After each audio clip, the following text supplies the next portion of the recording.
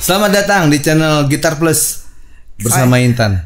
Saya bersama teman lama saya yang kenalnya udah lama banget ya, dari SD. Kita teman SD ya, Renold. Teman lama tapi pelupa dia. Renold Avandi. Ini sekarang sebutannya Renold Avandi apa nih? Senar gitar atau yang baru apa itu? SOS. Punya proyekan SOS. Sama siapa aja itu? Bisa ceritain? SOS itu langsung sikat gini kita ya. Iya ya.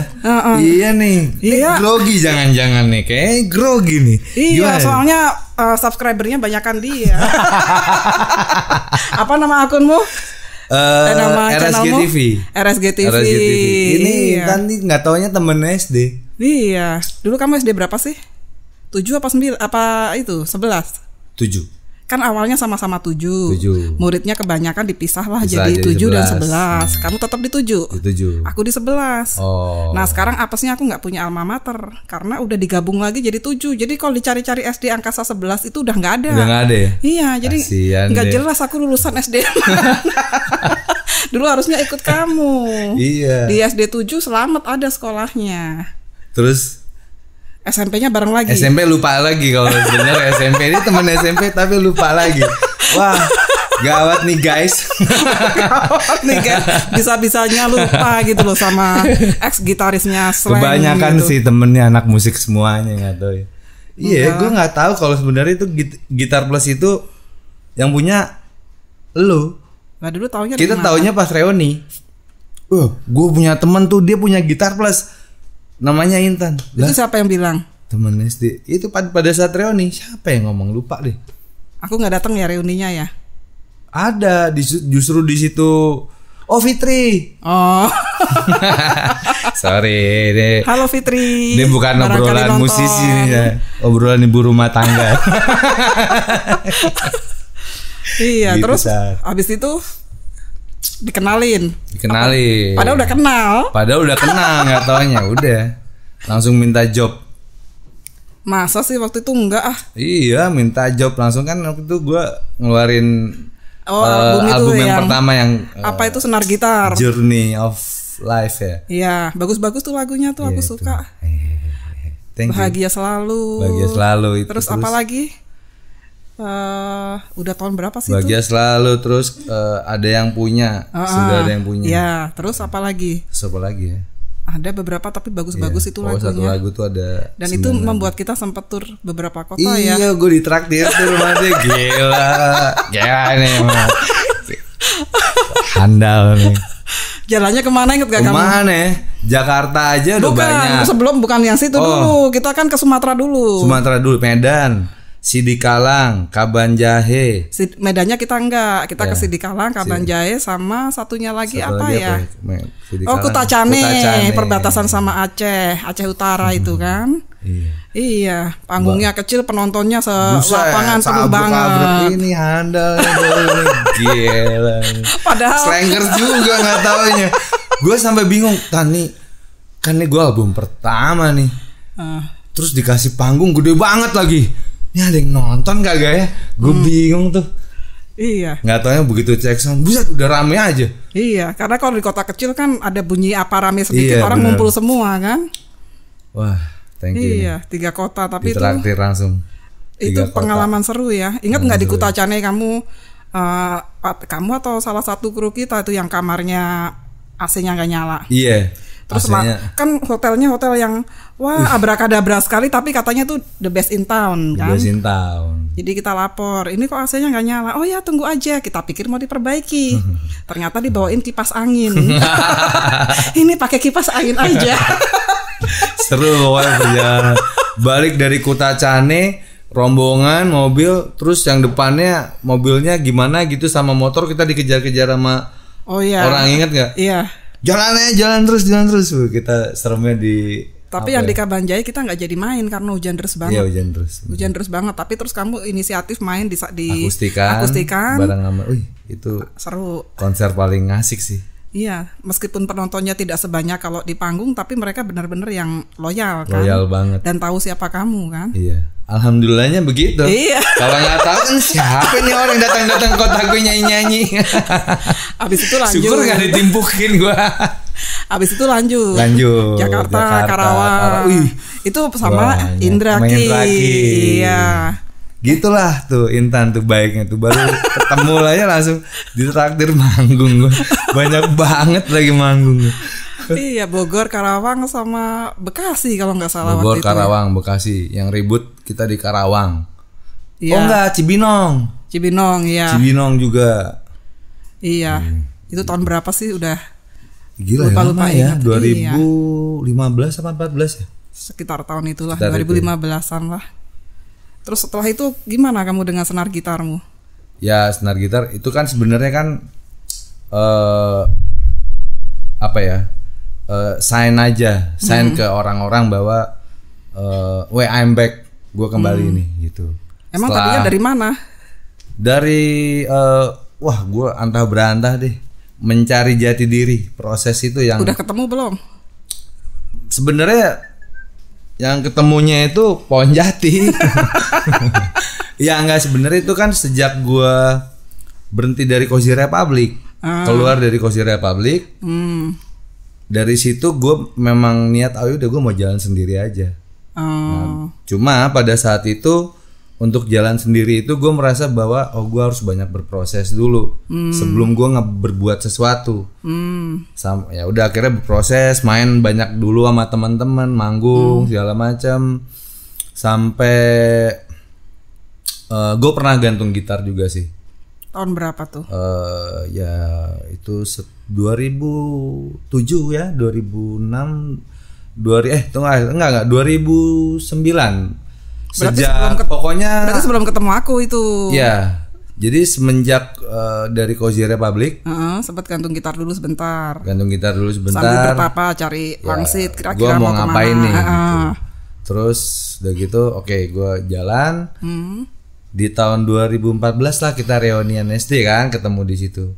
Aku nggak datang. Oh ya, yang ada, ya itu lo nggak datang. Tiba-tiba kamu mainlah ke sini, betul. sama teman-teman SD itu. Iya, kita. Dan teman-teman redaksiku ternyata mengenali kamu. Wah, Mas Reynold minta foto bareng. Oh, ternyata saya punya teman SD artis. Cuma satu-satunya teman gue ada doang nih yang nggak tahu gue siapa nih. Emang nih. Terus jadi jagoan musik juga lagi. Waduh, Tan. Ini ada temennya sih main band juga nih. Iya, makanya tuh pengen kesini terus baru deh. Oh iya, terus aku googling. Oh iya, bener gitarisnya Slank ada yang namanya Reynold. Dan ternyata itu teman SD saya. Segitunya dia nggak tahu dunia luar ya. Wah ampun, businessman susah. Ditarik mundur ke belakang, kamu bisa masuk ke potlot segala tuh gimana sih ceritanya? Oh itu kamu SD kan berarti SD 7, SMP 80. Yeah. Habis itu kemana? Dari SMP. Masalahnya aku SMP pindah.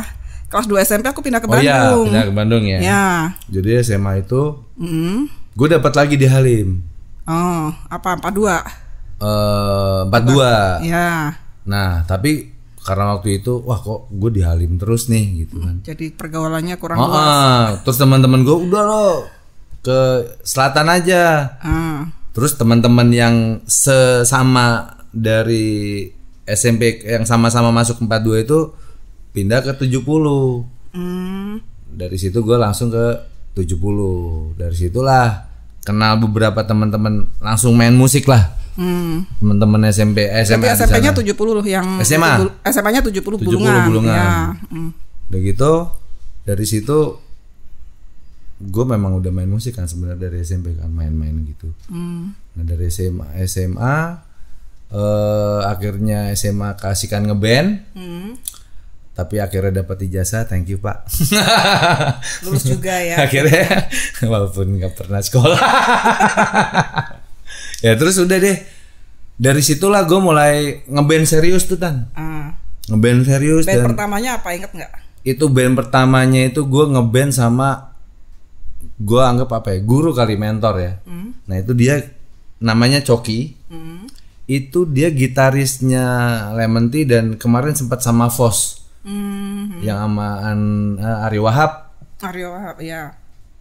Nama Fos itu, nah dia itu namanya Coki itu. Nah itu di situ gue mulai belajar gitar, mulai ngeband, dan akhirnya sama dia sama si Coki itu gue ngeband juga, buat band yang khusus main di Ancol. Jadi awalnya main di Ancol. Main di Ancol. Pas main di Ancol itulah. Itu masih SMA ya? SMA sih sebenarnya itu ya. Nah, pas main di Ancol, band gue sering main di Ancol gitu.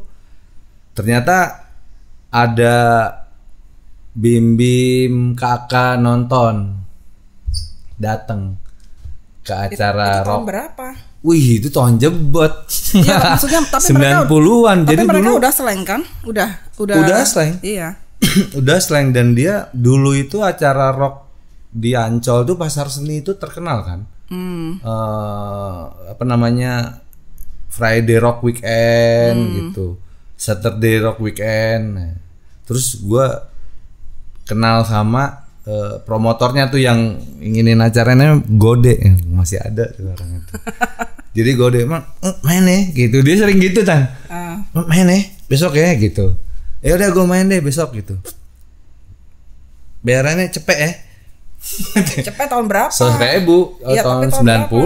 Masih SMA lumayan lah. Ya kalau 100.000 itu kira-kira pulang pergi naik taksi.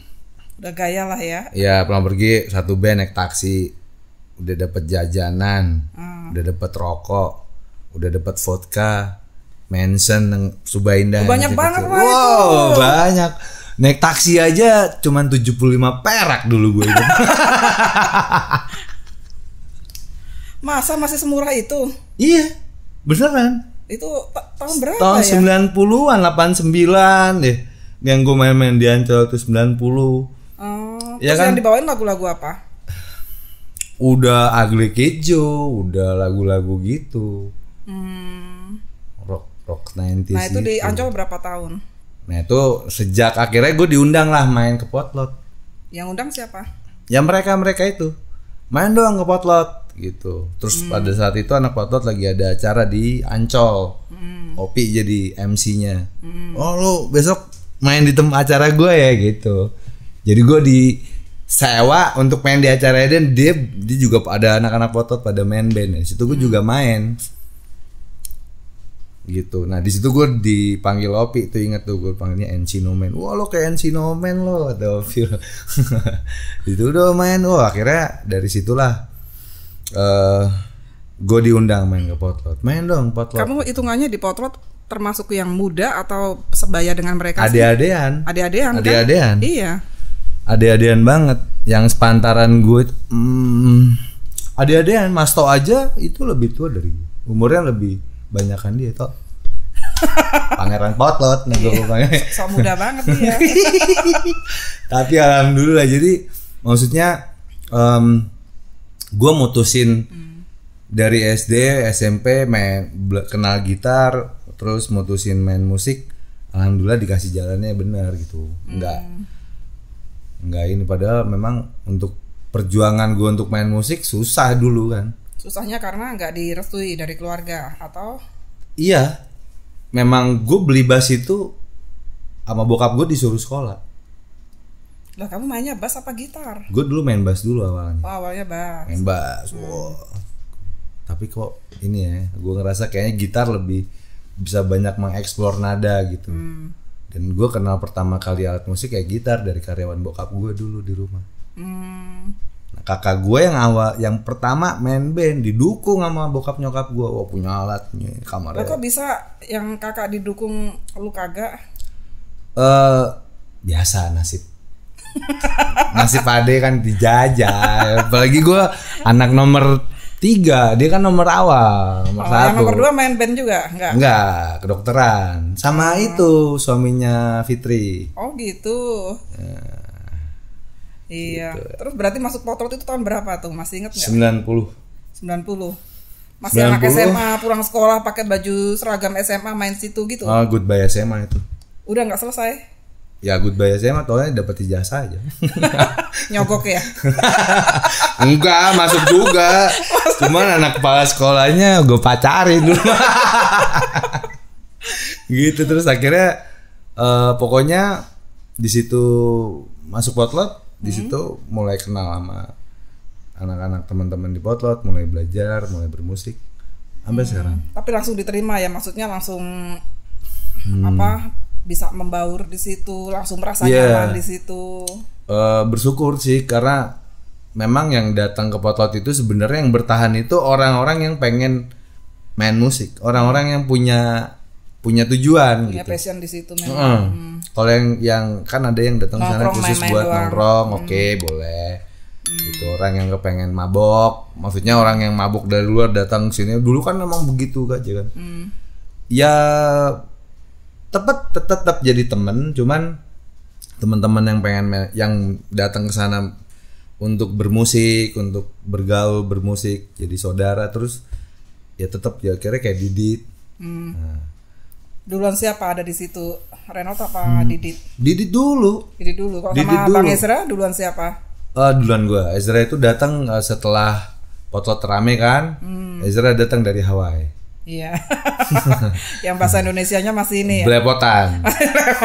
Belepotan banget lah lo dulu ya. Tapi main gitarnya kenceng. Wih, ngebut. Udah ngebut dan memang datangnya pada saat itu. Lihat dia datang itu kan karena Pai kan, Pai yang bawa. Itu kan jadi kata Pai, wah ini main gitarnya jago nih. Jadi dulu di sana itu gitu. Nongkrong walaupun kita minum anggur atau apa gitu, tapi gitaran gitu. Bermusik maksudnya gimana ya, nongkrong gitu. Cuman akhirnya jago nih katanya si Pai main musik, dan waktu itu dia main gitar. Eric Johnson kalau nggak salah. Dulu mirip, cepet banget tangannya.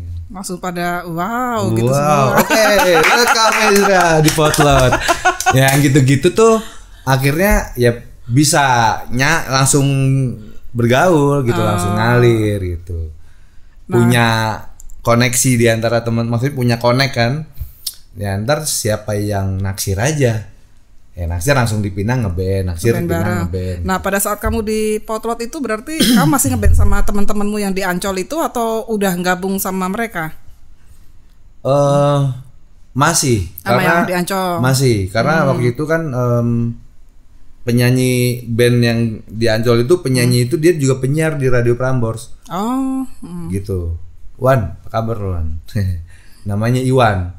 Jadi dia karena penyiar lagunya banyak yang dia kenal, udah jadi gue bandnya cepet disukain. Ya karena stok lagunya banyak gitu. Kita udah bawain Ugly Kejo kayak gitu. Everything About You gitu.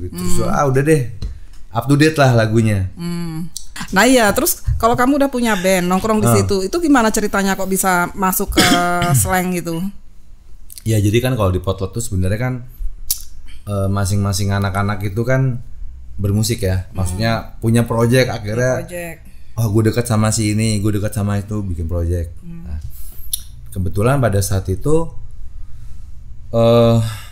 projectnya Imanes itu jalan gitu, akhirnya Anak Pantai di album pas gue datang itu Anak Pantai udah rilis tuh. Nah itu gue langsung diajak main sama Iman. Imanes dulu. Main ya sama gue katanya Iman gitu. Yuk main gitu. Nah situlah gue mulai belajar reggae pertama kali. Seket-seketnya reggae itu di situ belajar sama Iman, sama almarhum. Iya. Nah dari situlah gue masuk Imanes Auto Jam nama bandnya. Imanes Auto Jam. Setelah itu bantuin ini Well Welly.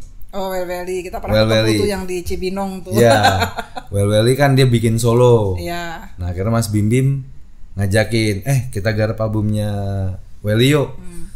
Nah jadi yang garap Mas Bim, gua sama basisnya Edmond. Nah Potlot juga. Nah, kita garap di studionya Indra. Nah itu langsung main sama Opi NBOP, karena gitarisnya Opi, si Boris yang sekarang gitarisnya Flowers, ke Amerika. Terus bantuin Opi juga atau gimana? Akhirnya masuk di Opi BOP berapa album. Itu asik banget ya linknya di Potlot itu ya. Kalian kumpul di situ, saling bantuin sana sini. Jadi kalau yang memang bertahan lama di sana udah kayak saudara banget kali ya di situ. Banget gitu. Dulu aja kan sebenarnya pada saat kita nongkrong itu, Anang keluarin singlenya yang biarkanlah aku. Itu Andiliani, sorry ya. Anang apa sih? Ayo lo. Nang. Ahli aku Nang. Iya ada. Ya itu aku deh. Ingat dia ada lagunya ya, terkenal. Dia kan. Nah, itu anak-anak tuh jadi stuntman-nya kalau di TV. Padahal kita mainnya -1. Weh lo nanti main ya, nanti lo main ya di RCTI ya di mana gitu kan. Oke main. Jadi stuntman gitu. Nah, jadi di situ tuh begitu gitu tuh. Ternyata kayak Iman main di TV di Indosiar. Stuntman-nya kita. Udah akhirnya dia punya band sendiri. Gitu. Main kemana-mana. Lah kalau Maki kapan tuh mulai masuknya? Belakangan atau barengan? Maki tuh awal banget. Justru awal banget. Ternyata Maki tuh awal banget. Awal banget. Jadi dulu dia sempet ada band Masto namanya Lovina.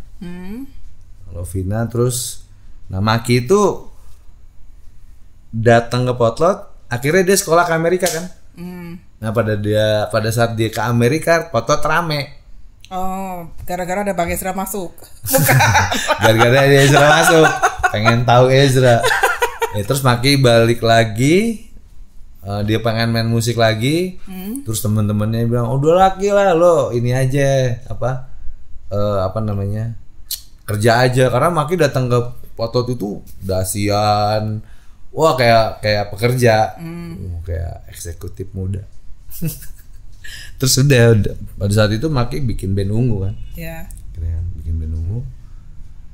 Ya gitulah. Terus perjalanan dari OP ke BOP lantas di situ Drugs masuk. Putau masuk. Merajalela.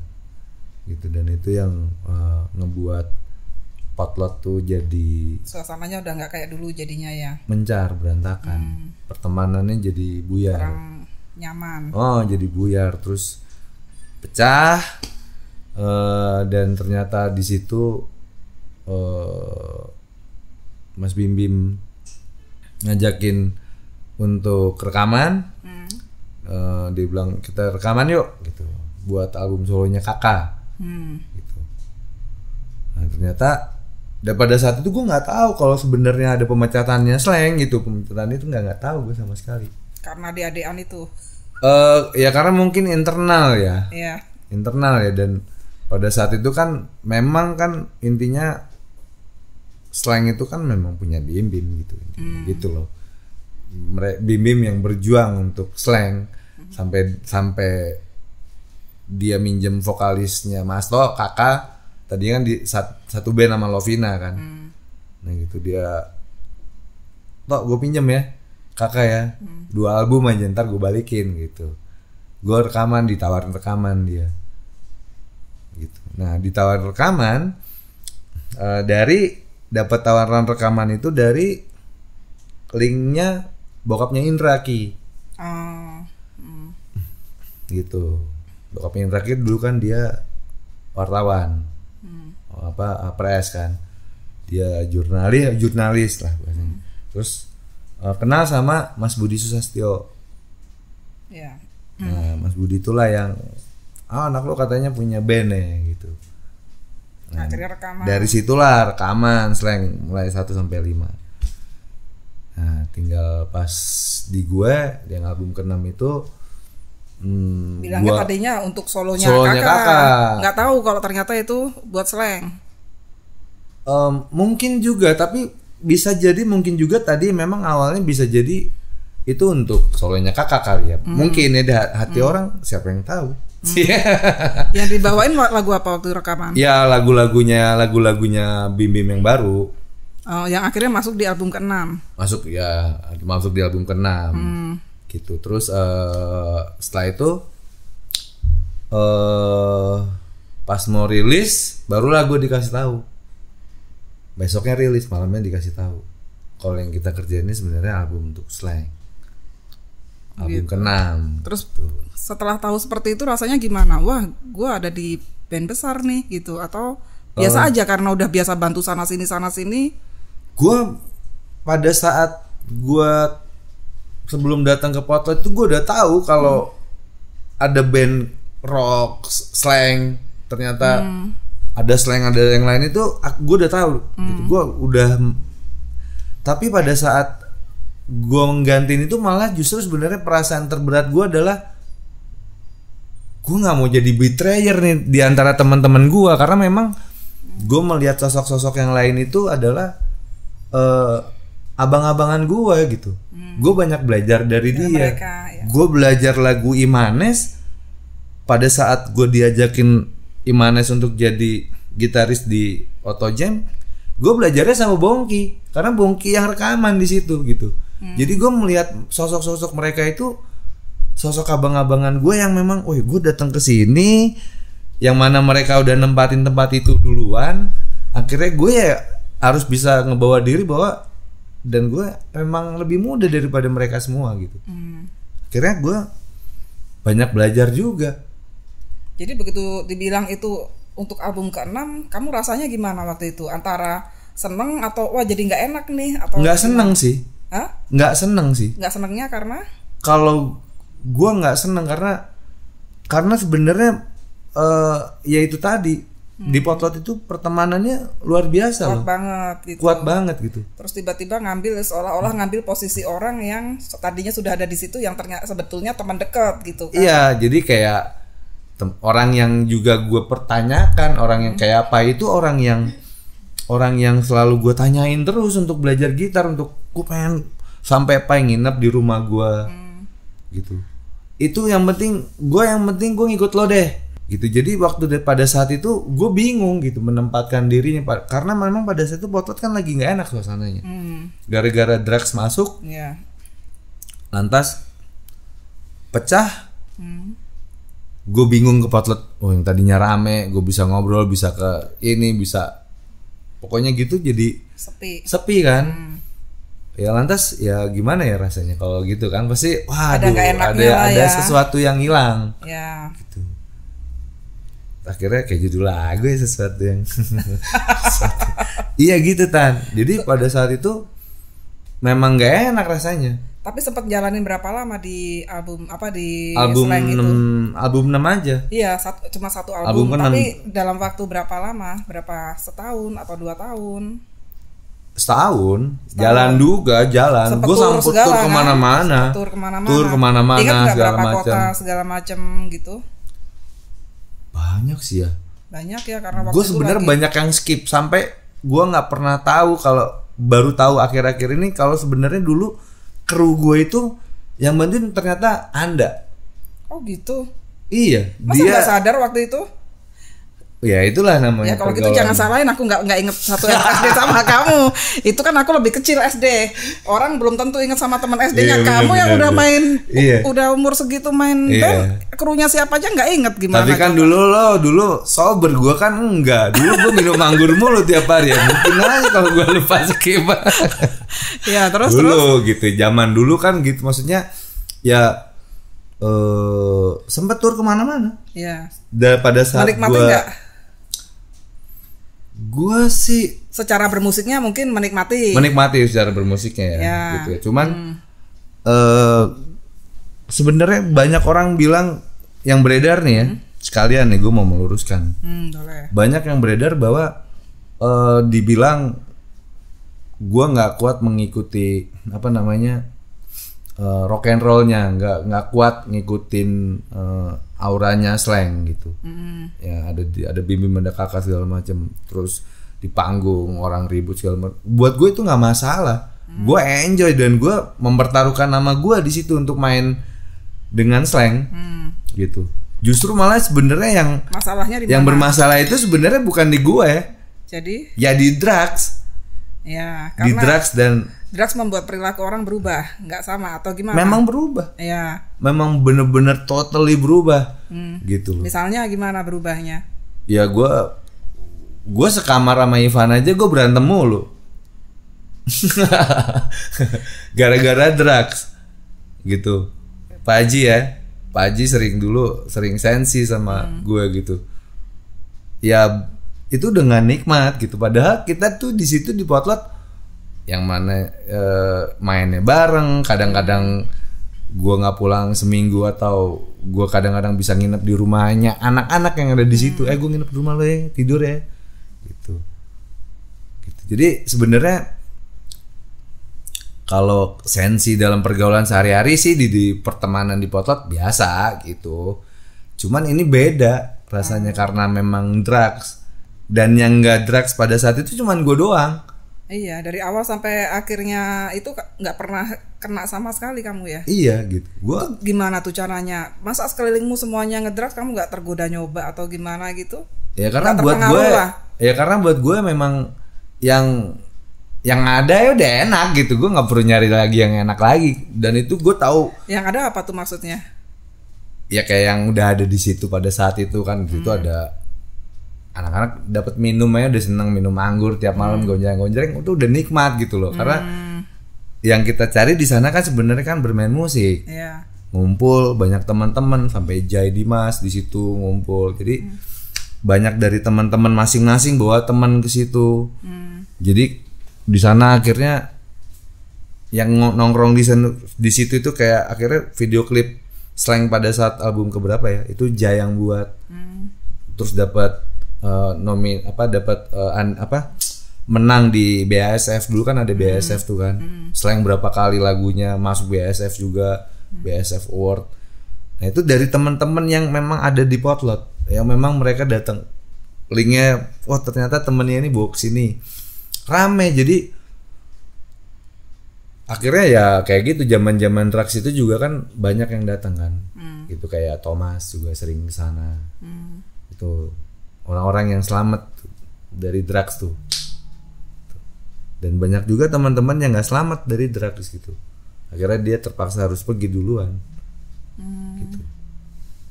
Jadi ya buat gue pada saat itu gue melihat itu sebuah kimia yang efeknya nggak enak banget ya, mabuk begitu gitu menurut gue.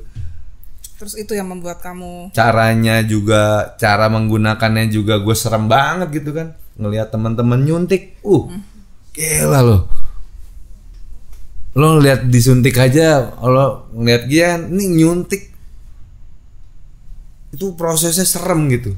Tapi dalam proses seperti itu kamu masih ada di situ terus, maksudnya bukan menarik diri, wah udah deh nggak nongol dulu, nggak bisa karena kamu di Slang kan. Iya gitu, karena memang sebenarnya masih muncul terus di situ, ngeliat semua kayak gitu itu. Ya walaupun memang nggak semuanya kena drugs, jadi gue masih bisa berteman dengan yang lain. Ya akhirnya gue nggak kuat lah intinya gitu. Dan gue merasa bahwa Slang itu sebuah band yang besar di situ. Terus buat gue nggak kuatnya itu memang karena perubahannya karena dari drugs saja, bukannya karena perubahannya orangnya, enggak. Tapi tanpa disadarin drugs itu merubah personalitinya itu orang dan itu bikin nggak nyaman gitu. Kita gue sekamar. Iya itu sekamar sama Ivanka terus? Iya sekamar sama Ivanka, kan kita jadi nggak nyaman yang sadar kan. Gitu. Jadi nggak nyaman, akhirnya gue pilih pada saat tur. Jadi kalau gue tur gue tidurnya sama adiknya Bim. Ada Ila namanya. Lah besok gue pokoknya tur gue tidurnya sama lo ya. Gitu ceritanya. Jadi bukan karena gue nggak kuat, gue di situ gue mempertaruhkan banget nama gue. Yang pada saat pengalaman main di Surabaya ya. Surabaya kan gila tuh. Sempet jadi barometer musik kan. Rock gitu. Ada Lock Slebor segala macam. Wih gila, gue main Surabaya nih, Bali. Tuh gue siap-siap aja nih. Tapi ternyata gue mengalami lancar semuanya, gue melewati. Justru orang merasa merasa enjoy dengan permainan gue. Dan satu kali pun gue nggak pernah ditimbukin sama botol aqua. Itu salah tuh. Padahal bebanmu berat ya. Iya bebannya gue berat. Pada saat itu gue ngomong kok Om Pai, gimana nih Pai? ke Indra gue ngomong. Terus sampai Indra waktu itu juga minta kerjaan sama gue. Di saat yang itu, wah orang jadi berubah. Gue bilang juga ke Pai cuma bilang, ya lu kan mau main musik lah, main aja, jadi santai gitu. Oke, gue main, nothing tulus ya, karena menurut gue ya gimana lagi, gue harus menghindar, nggak bisa menghindar kan. Emang gue harus jalanin, udah gue jalanin. Tapi ternyata seiring waktu berjalan, kok makin kayak gini. Gitu, makin kayak gitu. Nah pas memutuskan, udah deh gue cabut deh dari Slank, itu ada konflik dulu, maksudnya dalam dirimu tuh mikir dulu nggak, wah saya nggak ya gue ninggalin Slank, atau nggak ada pikiran kayak gitu, ya udah gue resign aja gitu. Pada saat itu yang gue pikirin hanya gimana nih tur masih jalan gitu. Nah pada saat itu Mas Tok sempat telepon gue, Bunda juga sempat datengin gue ke rumah. Jangan tiba-tiba keluar. Ya gue bilang bantu sama dulu. Dia, oke, gue bantu. Gue akan main sampai nemu gitaris baru. Gitu. Oh, jadi nggak keluar langsung main kabur aja gitu, enggak ya? Tapi masih bantu sampai akhirnya dapat gitaris baru. Sampai gitaris baru. Akhirnya mereka ada adiknya Gugun Gondrong, dia ngenalin Rido, terus ada Abdi. Dari teman-teman Ivan bawa Abdi, kebetulan Abdi kan sama Om Dion Tanker segala macam kan. Iya, Dion Tanker. Nah, terus akhirnya udah gitu. Jadi sebenarnya berat nggak sih ninggalin Slank? Gue nggak ngerasa berat sih sebenarnya. Gue nggak ngerasa gimana ya. Kan sampai didatengin Bunda segala gitu kan, artinya terus selama manggung nggak pernah ada yang justru sebenarnya udah diterima di situ, udah ibaratnya kan secara bermusiknya udah asik tuh di situ iya, kan. Tapi buat gue pribadi sebenarnya itu memang gimana ya, gue sampai nggak enaknya yang gue rasain sampai kayak gue malas sekolah, itu udah bahaya. Malas sekolah. Kayak gue rasanya malas sekolah gitu. Waktu SD SMP gue malas sekolah, cabut aja deh gue gitu. Gitu rasanya gitu. Karena memang pada saat itu gue ngerasa ngebatinnya satu sih. Gue dilema itu adalah, gue bilang nggak ya ke Bunda sebenarnya kelakuannya gini, keadaannya gini gitu.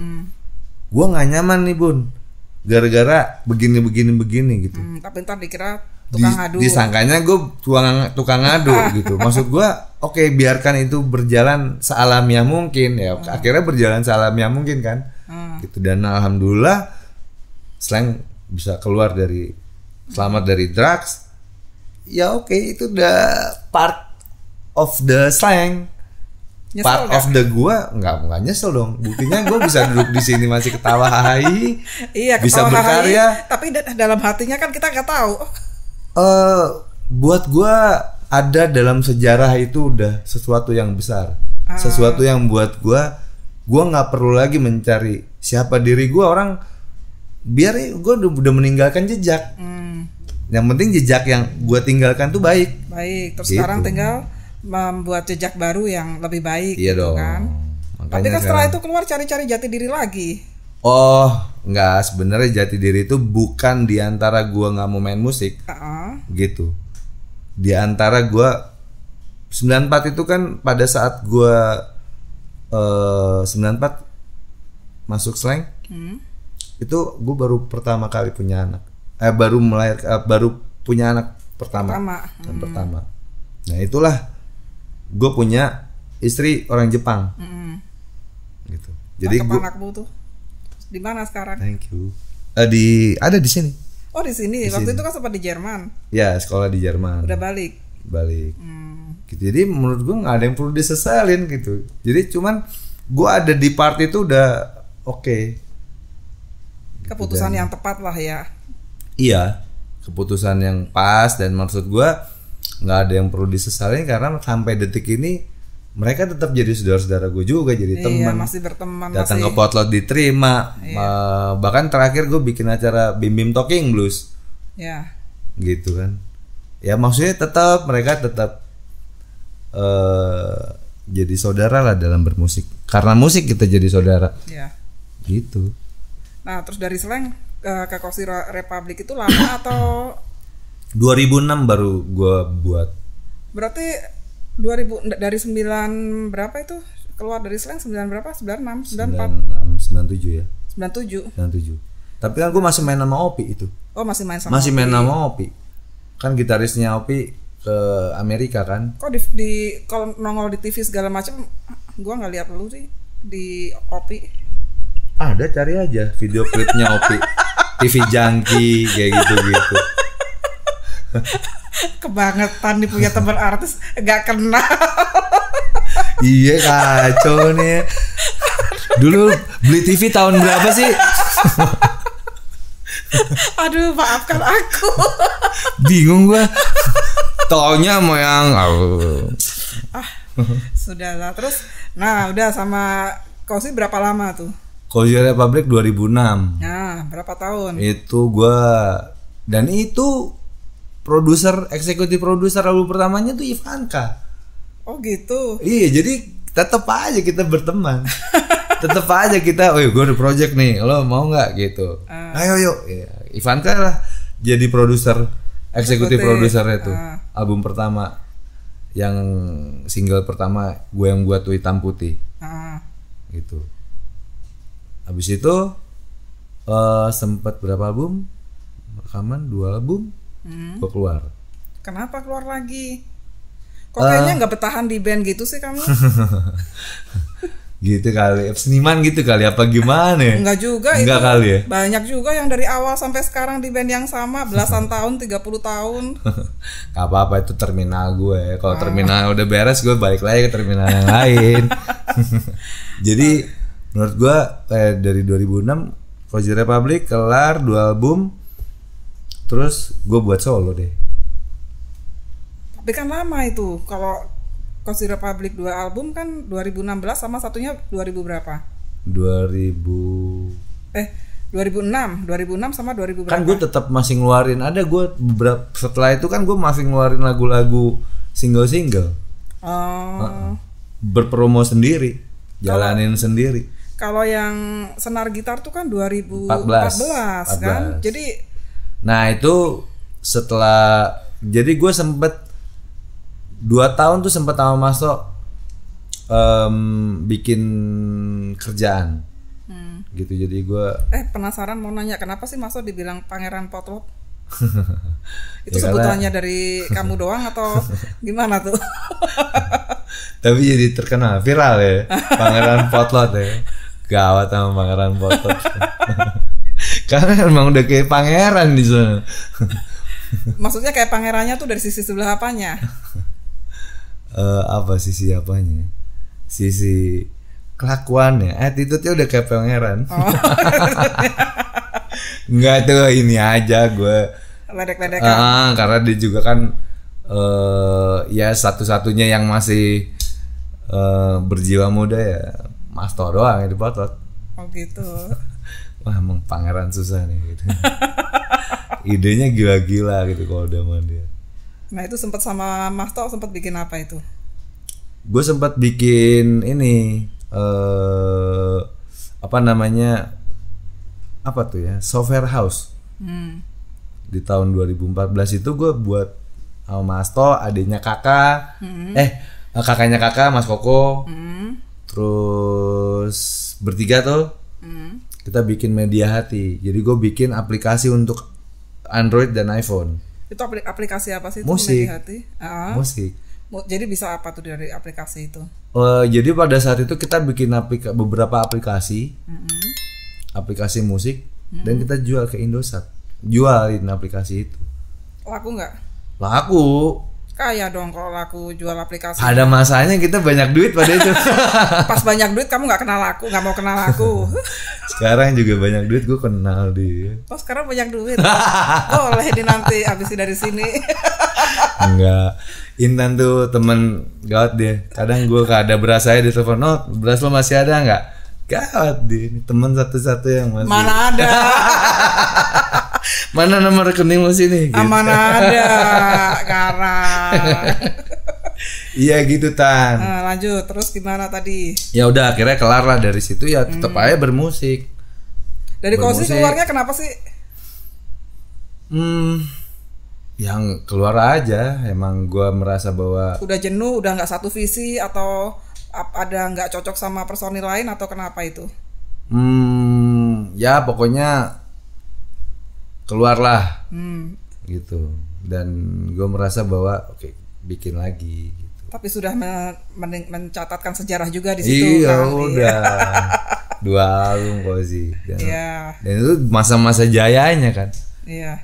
Jadi manggungnya banyak tuh waktu itu. Banyak banget. Tanya deh sama orang Jarum.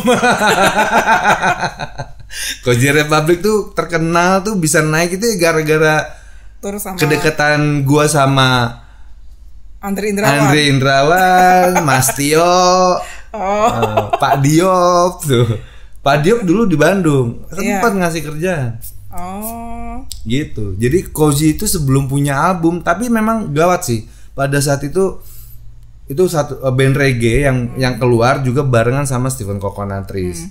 Ya kan? Iya. Dari arah yang plastik segala macam. Kira Kozi Republic keluar bareng tuh sama Stephen Coconut Trees dan Kozi Republic termasuk viral. Memang jalan. Belum rekaman kita manggungnya udah kemana-mana. Keren tuh. Gitu. Ya waktu itu memang pernah juga sama Jarum, semuanya jalan hampir sama Jarum. Ya kalau Jarum jangan ngeliat ke aku bukan pegawai Jarum. Oh gitu ya. Habis name tag-nya udah Jarum. Iya, pokoknya itu jalan lah dengan Kozi Republic udah jalan tuh gitu. Sempat berapa? Tur terus deh. Tur Kemang segala macam terus akhirnya setelah 2006 Ivan jadi eksekutif produser. Eksekutif produser, lantas rekaman Kozi Republic 2 album, gua resign dari situ, bikin solo sendiri. Iya, terus akhirnya Senar Gitar. Tapi dari Senar Gitar kan kamu sempat jadi gitarisnya Stephen juga kan? Iya, jadi. Itu gimana ceritanya tuh? Ya itu aja sebenarnya gue banyak juga bantuin orangnya kayak gitu karena memang kan dia punya gitaris siapa TG ya? Ya ada TG. Terus kenapa kamu masuk di situ jadi gitarisnya 2 atau gimana? Atau gitarisnya 2. Kalau dia lagi nggak bisa atau gimana? Enggak bareng sama TG juga. Cuman pada saat itu kan mungkin mau nyoba warna baru kali ya. Mungkin dia pengen gitu. Sempat lama nggak bantu? Lama kan TG? Main sama Stephen Coconut Trees berapa kota juga kan main. Tapi ada setahun nggak? Nggak sampai setahun. Nggak sampai setahun. Karena waktu itu kan gue ngeluarin langsung jalanin project lain lagi. Apa tuh project lain laginya? Setelah itu ya RSG itu. Iya yang vitamin itu. Yang vitamin. Itu dapat vokalis dari Potlot juga atau bukan? Udah link pertemanan lain. Link pertemanan lain gue ngelihat dari sama-sama manggung dulu. Jadi waktu main di Sukabumi bareng sama bandnya dia. Terus kamu lihat oke nih gitu. Oke nih wah, gue ajak aja.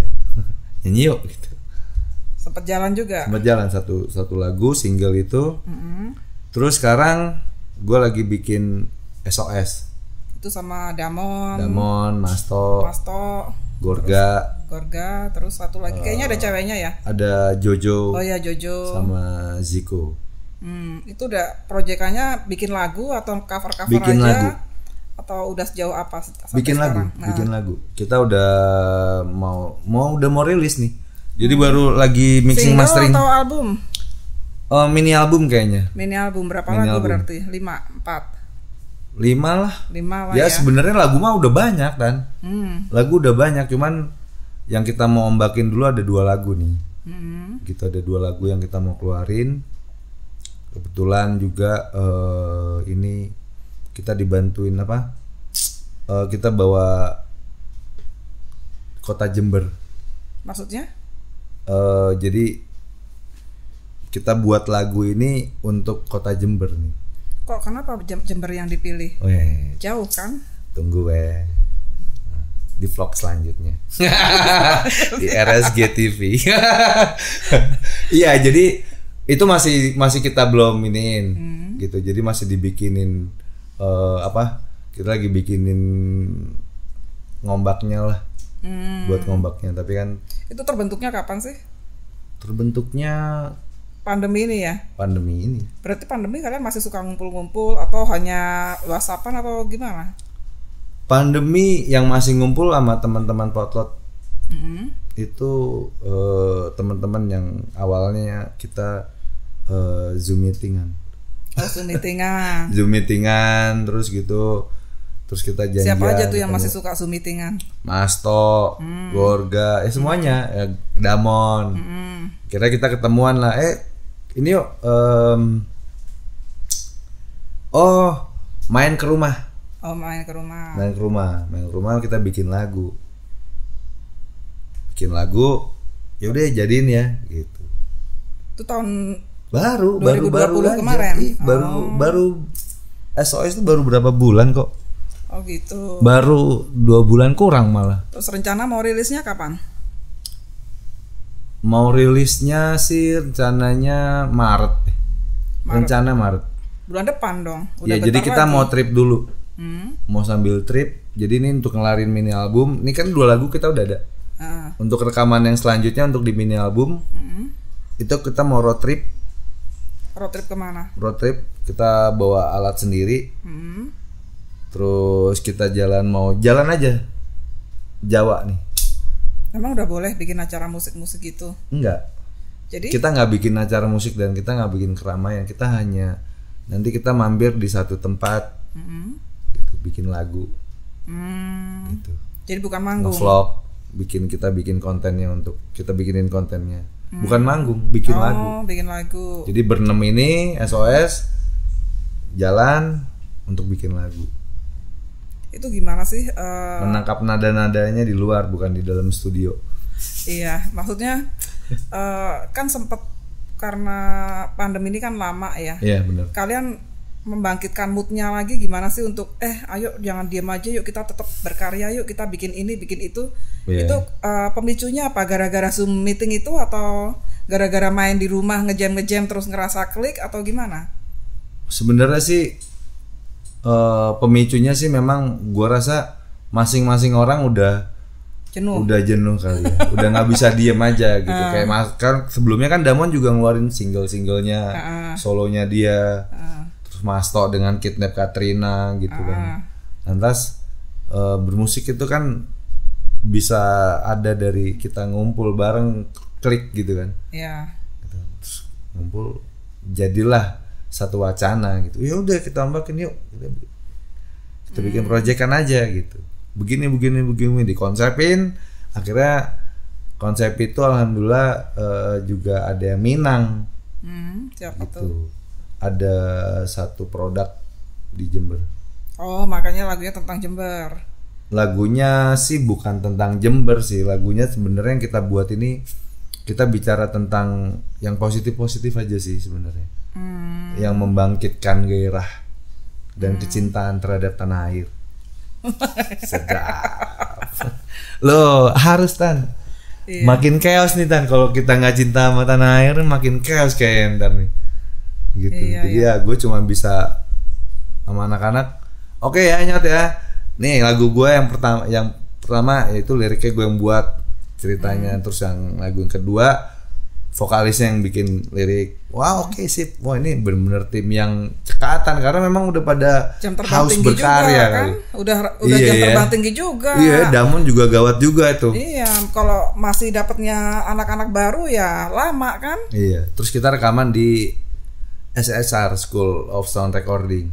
Oh, iya. Jadi dia ngasih, "Oke, lo pakai deh take drum di situ." Take drumnya di sana.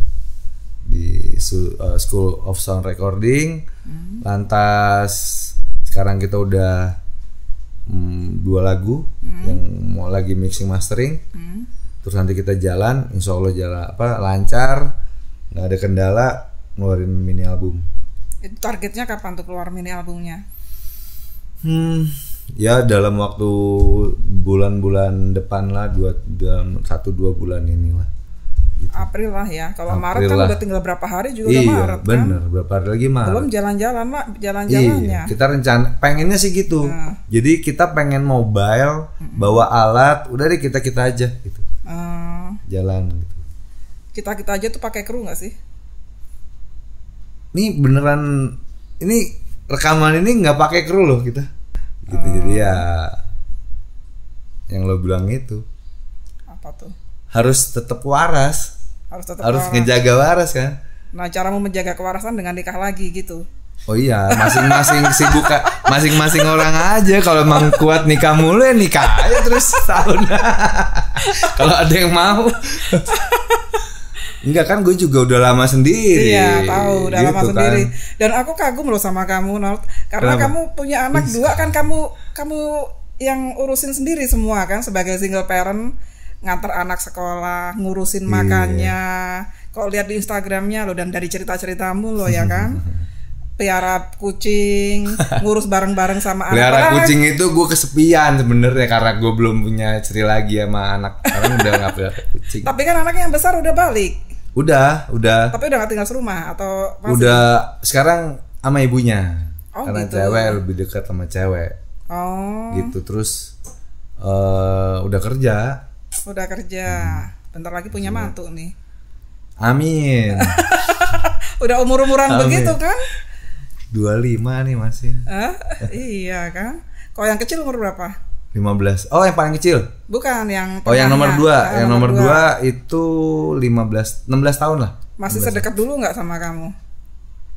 Dekat ya, tetap dekat lah ya bapaknya. Ini bapak yang romantis loh, anaknya ulang tahun. Rokok makan gratis. Subuh-subuh tengah malam dibangunin pakai kue tar.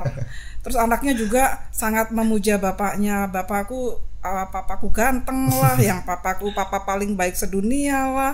Artinya kan hubunganmu dengan anakmu kan bagus kan, baik kan, sampai sekarang juga pasti masih inilah. Iya, mungkin itu kali ya satu-satunya yang ngebikin gue tetap waras ya. Bahwa gue harus ya kita survive gitu.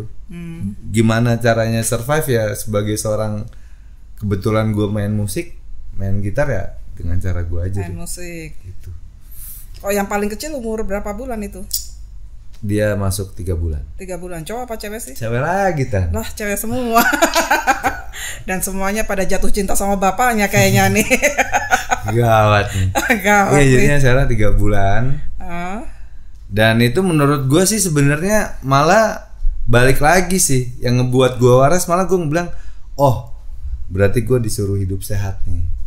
Berarti gue harus, kalau lo mau lihat anak lo gede, jadi gue nganggep ini gift, beneran gift gitu. Jadi kalau anak teman-teman pada mau ngajakin atau mau apa-apa segala macam, ada jamnya gitu, ada sesuatu yang wah nggak bisa nih gue sekarang punya anak nih gitu, punya bayi nih. Yang bener aja, yang ada recehannya, mulai deh kita jalan gitu. Terus mulai lagi ngurusin bayi setelah sekian lama gitu, rasanya gimana? Kayak bapak baru lagi kan. Seru ya? Wih gila, deg-degan. Cuman karena apa, biasa bayi suka muntah gitu kan. Itu bukannya kepanik. Kenapa nih? Gue bingung deh. Begadang lagi gitu.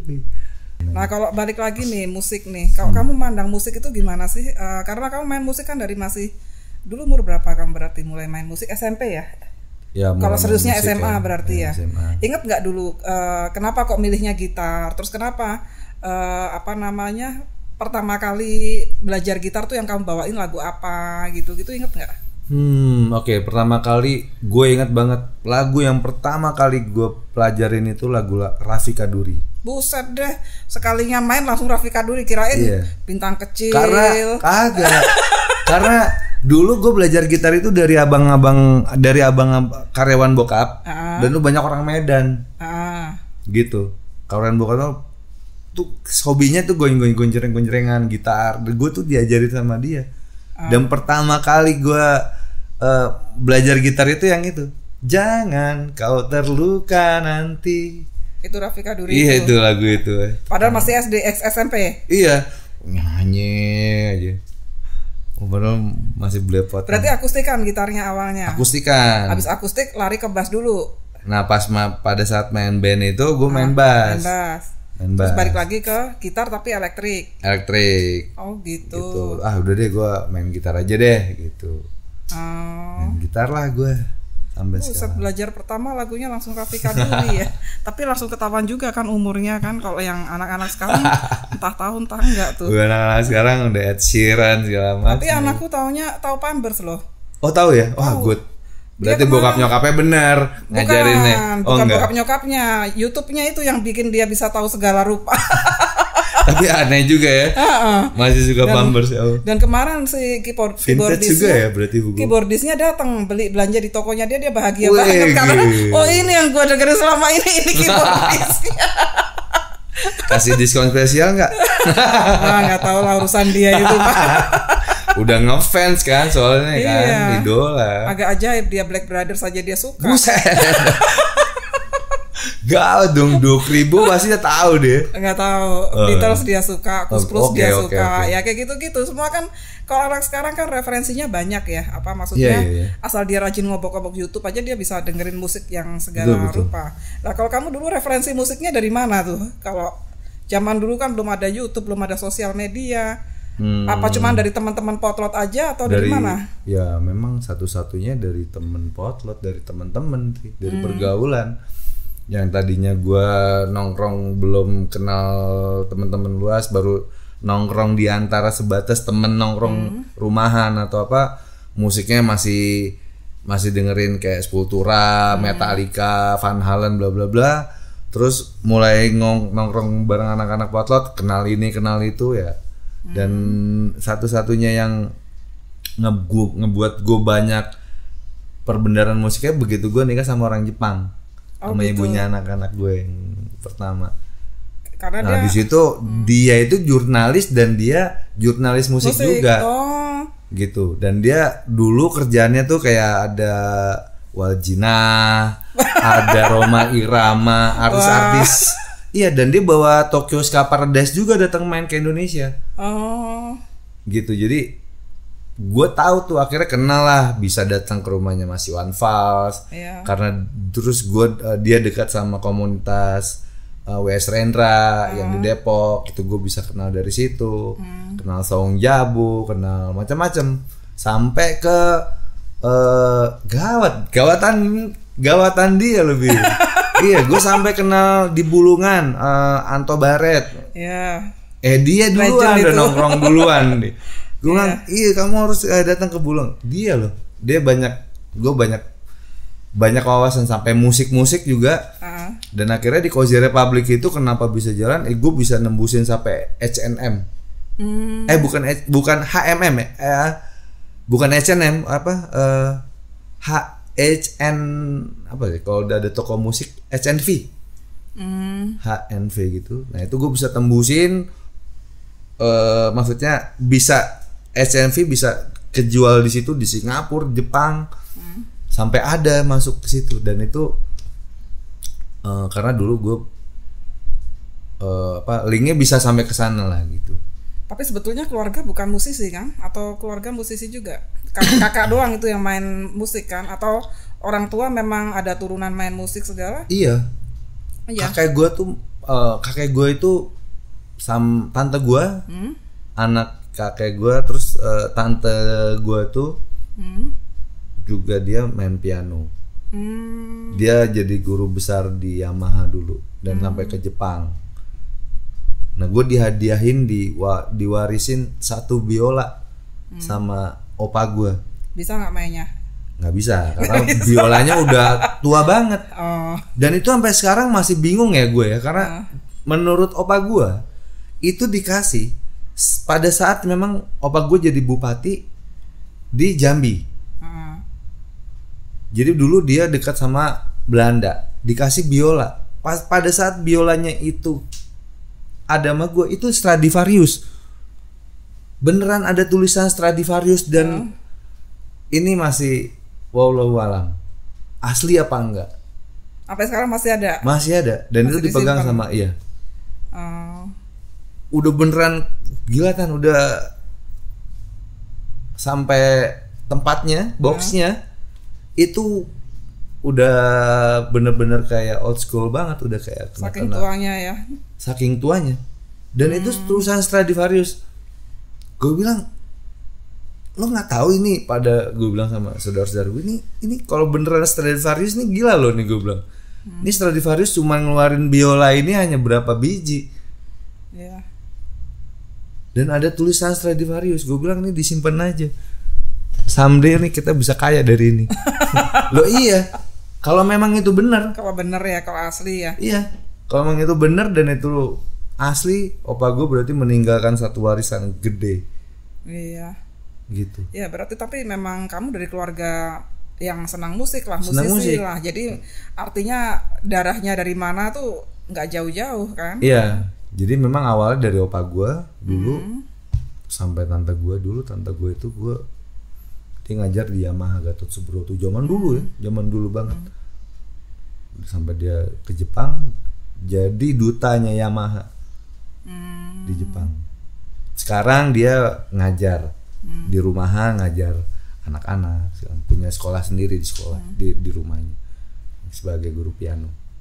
Nah ini pandemi ini kan 1 tahun nggak manggung nih. Aku juga 1 tahun nggak bikin event. Udah tahunnya sekarang bikin kue. Bagus. Akhirnya. Luar biasa. Ada perasaan kangen manggung gitu nggak sih? Kamu nyobain online segala gitu nggak sih, bikin konser online? Iya ya, kemarin ya. Gila ya. Kalau kangen manggung sih pasti kangen kan ya. Beda rasanya. Beda rasanya online kan. Kemarin masih dapat main online gitu kan. Beda rasanya. Kamu sempat main online di mana? Sempat main online beberapa acaranya The Jarum. Oh gitu. Ya, sama siapa? Anak-anak SCFC Bogor itu pada buat segala macam. Bikin online, konser online gitu segala macam. Kalau yang di Karawang itu waktu itu belum online ya, masih konser biasa ya, yang di kafe itu. Masih. Oh. Masih itu. Tahun baru tuh kan? Iya, tahun baru. Setelah Maret baru dihajar. Padahal gue mau jalan sama Konsina tuh.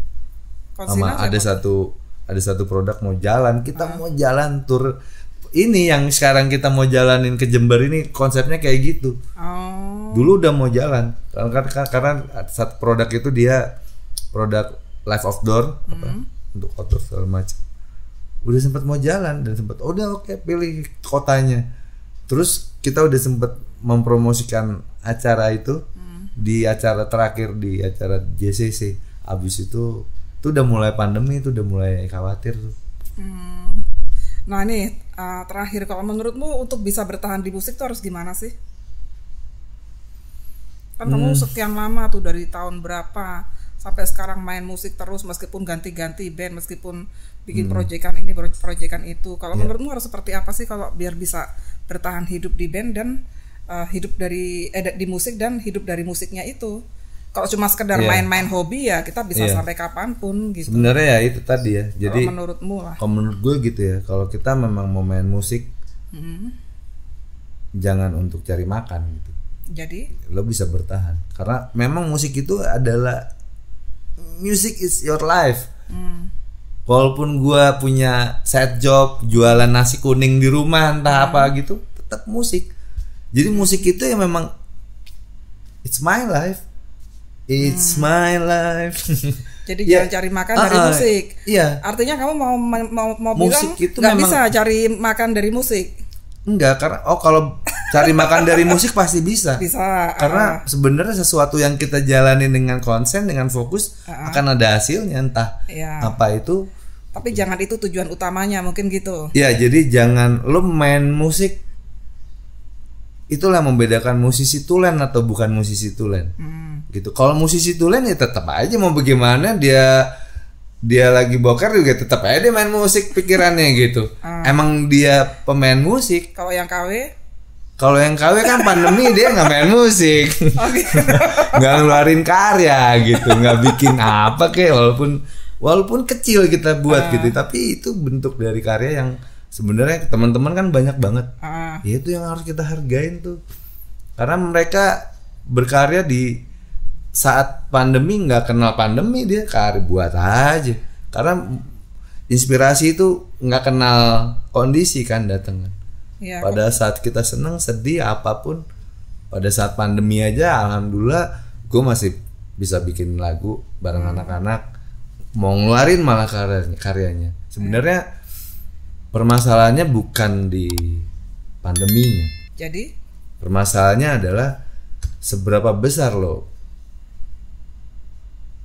menjiwai itu musik itu, seberapa besar musik berpengaruh terhadap diri kita.